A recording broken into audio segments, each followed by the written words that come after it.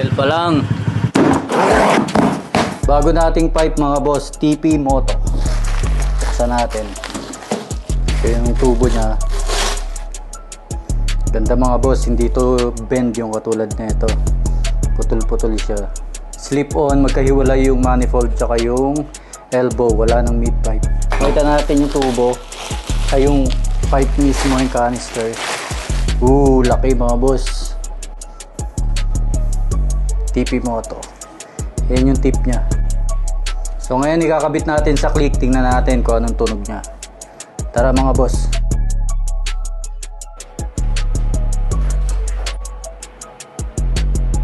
Eto na mga boss, pakinggan natin yung TP Moto. Idle nga, idle pa lang, ganda na oh. Sige, bomba.